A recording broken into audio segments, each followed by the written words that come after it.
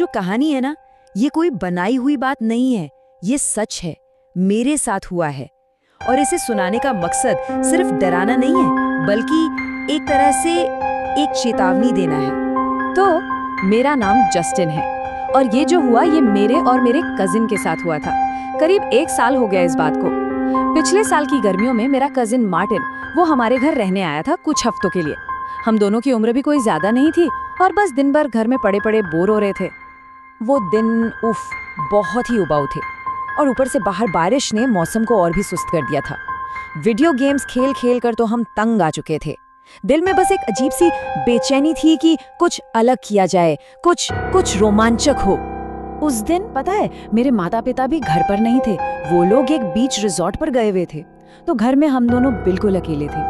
मैंने मार्टिन से कहा भी कि चल यार बाहर चलते हैं, कुछ करते हैं, पर वो टालम टोल कर रहा था। जैसे ही बारिश रुकी मैंने उसे फिर से कहा कि चल अब तो बाहर चलते हैं। इस बार वो एक अजीब तरह से मुस्कुराया और बोला एक आइडिया है। और फिर उसने मेरे अब्बू के टेलीस्कोप का जिक्र किया। सच कहूं तो मेरा दिल बैठ गया। वो टेलीस्कोप बहुत ज्यादा कीमती था और अब्बू की स्टडी में रखा था, जहां उनकी इजाजत के बिना जाना सख्त मना था। मैंने इनसे मना करने की बहुत कोशिश की, उसे समझाया कि अब्बू कितना गुस्सा होंगे अगर उन्हें पता चला, पर मार्टिन वो बहुत जिद्दी था। वो बार बार यही कहता रहा कि उसे टेलीस्कोप इस्तेमाल करना आता है और कुछ नहीं होगा, कुछ नहीं बिगड़ेगा। आखिर में उसकी जिद के आगे मुझे हार माननी पड़ी। मुझे लगा कि शायद यही एक तरीका है उसे घर से बाहर निकालने का। मेरी हाँ सुनते ही मार्टिन तो फौरन अब्बू की स्टडी में घुस गया, टेलीस्कोप उठाया और बाहर की तरफ भाग गया। मैं भी जल्दी जल्दी दरवाजे बंद करके उसके पीछे भागा। हमने पास की एक पहाड़ी पर जाकर टेलीस्कोप को सेट किया। अब इससे पहले कि मैं कुछ देख पाता, मार्टिन ने टेलीस्कोप पर कब्जा कर लिया। वो दूर कहीं देख रहा था। तभी उसने मुझसे एक दीवार के बारे में पूछा जो धुंध में मुश्किल से ही नजर आ रही थी। मैंने उससे बताया कि वो एक बहुत पुराना कब्रिस्तान है। उसने हैरानी से पूछा कि वहाँ कोई चर्च क्यों नहीं है। तो मैंने समझाया कि देखो वहाँ एक चर्च हुआ करता था जो कई साल पहले गिर गया था। अब वो जगह बिल्कुल वीरान पड़ी है। मेरी बात खत्म भी नहीं हुई थी कि मार्टिन ने टेलीस्कोप वहीं छोड़ा और उस कब्रिस्तान की तरफ दौड़ लगा दी। मैं चिल्लाता रहा, अरे रुको, हम वहाँ नहीं जा सकते, पर वो सुनने वालों में से कहाँ था। अब मुझे उस कीमती टेलीस्कोप को अकेले छोड़कर कीचड़ में फिसलते संभलते उसके पीछे जाना पड़ा। जब तक मैं उस पुरानी टूटी फूटी दीवार तक पहुंचा, मार्टिन कहीं नजर नहीं आ रहा था। सूरज वो डूब रहा था और पेड़ों के बीच से जो रोशनी छनकर आ रही थी ना, वो उस जगह को और भी ज्यादा भयानक बना रही थी। वहां एक अजीब सी दम घोटने वाली खामोशी थी। मैंने घबराकर उसे आवाज दी, मार्टिन कहाँ हो तुम? जवाब में कुछ नहीं आया, सन्नाटा। और फिर अचानक अंदर से उसके चीखने की आवाज आई। मैं डर के मारे कांपता हुआ दीवार फांदकर अंदर भागा। कुछ कब्रों के पार वो मुझे एक पुरानी सी कब्र के पास खड़ा मिला, बिल्कुल सही सलामत। मुझे देखकर वो हंसने लगा, कहने लगा, ये तो बस तुम्हें अंदर बुलाने का एक तरीका था। उस वक्त मुझे उस पर बेतहाशा गुस्सा आया। मेरा गुस्सा ज्यादा देर टिका नहीं, क्योंकि उसने मेरा ध्यान उस कब्र की तरफ खींचा। वो एक बहुत पुरानी कब्र थी जिस पर काई जमी हुई थी। उसने उंगली से एक नाम की तरफ इशारा किया, पत्थर पर खुदा हुआ था, अलोन। नाम वाकई बहुत अजीब था। इससे पहले कि मैं कुछ कह पाता या उस अजीब नाम के बारे में सोच पाता, मार्टिन ने अपनी जेब में हाथ डाला और कुछ ऐसा निकाला जिसने मेरे होश उड़ा दिए। उसने अपनी जेब से एक परमानेंट मार्कर निकाला और उस पुराने कब्र के पत्थर पर बड़े बड़े अक्षरों में लिख दिया, मॉली। मैं बस देखता रह गया।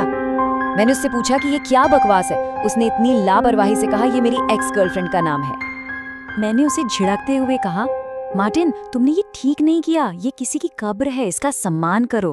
पर वो बस हंसता रहा, जैसे उसे किसी बात की परवाह ही ना हो। अंधेरा तेजी से बढ़ रहा था और मुझे वहां एक पल भी रुकना ठीक नहीं लग रहा था। मैंने उसका हाथ खींचा और कहा, बस अब घर चलो। खैर जब हम घर पहुंचे तो बुरी तरह थक चुके थे और बारिश में भीगे हुए थे। बिना कुछ खाए पिए हम दोनों सीधे अपने अपने कमरों में सोने चले गए। बिस्तर पर लेटे ही मेरी आंख लग गई। आधी रात को एक दिल दहला देने वाली चीख ने मुझे नींद से जगा दिया। आवाज मार्टिन के कमरे से आई थी। मैं बुरी तरह घबरा गया और बिस्तर से कूदकर उसके कमरे की तरफ भागा। मैंने दरवाज़ा खोला और लाइट जलाई। जो मैंने देखा उससे मेरे रोंगटे खड़े हो गए। मार्टिन बिस्तर के कोने में दुबका हुआ था। उसका चेहरा डर से सफ़ेद पड़ चुका था और वो बुरी तरह कांप रहा था। मैंने उससे पूछा, क्या हुआ? तुम चिल्लाए क्यों? उसने कांपती हुई आवाज में मेरी तरफ देखा और बस इतना कह पाया, वो औरत कमरे में थी। मैंने पूछा, कौन औरत? उसने फुसफुसाते हुए जवाब दिया, अलोन, कब्र वाली औरत। मुझे एक पल के लिए लगा कि ये उसका कोई नया घटिया मजाक है। मैं उसे डांटने ही वाला था कि तभी उसकी नजर अपने बाजू पर गई और उसने उसे मेरी तरफ कर दिया। उसकी बांह पर 3 लंबी गहरी खरोंचें थी, जैसे किसी ने अपने नुकीले नाखूनों से उसकी चमड़ी उधेड़ दी हो। उन खरोंचों से हल्का हल्का खून भी निकल रहा था। उस पल मेरा सारा शक यकीन में बदल गया। मैं मार्टिन को जानता था। वो खुद को चोट पहुंचाने वालों में से नहीं था। उस रात हम दोनों में से कोई नहीं सोया। मार्टिन तो डर के मारे अपने कमरे से बाहर भी नहीं निकला। वो सारी रात जागता रहा और अपने लैपटॉप पर बस एक ही चीज खोजता रहा, परमानेंट मार्कर के निशान को कैसे मिटाया जाए। अगली सुबह होते ही वो बाजार से रबिंग अल्कोहल की एक बोतल ले आया। हम दोनों बिना कुछ कहे सीधे उसी कब्रिस्तान की तरफ चल पड़े। इस बार उसके चेहरे पर शरारत नहीं थी, सिर्फ खौफ और पछतावा था। उसने बहुत धीरे धीरे कपड़े से उस कब्र के पत्थर को साफ किया जब तक मौली नाम का एक भी निशान बाकी नहीं रहा। फिर उसने हाथ जोड़कर उस अनजान कब्र से माफी मांगी। उस दिन के बाद मार्टिन के साथ कुछ भी अजीब नहीं हुआ, लेकिन हाँ, वो एक सबक सीख चुका था। हम अक्सर मरे हुए लोगों की दुनिया को भूल जाते हैं, पर ये याद रखना जरूरी है कि उनका अपमान करने की एक कीमत चुकानी पड़ सकती है। कौन जाने, जब कोई ऐसी बेअदबी करके माफी नहीं मांगता तो उसका अंजाम क्या होता होगा।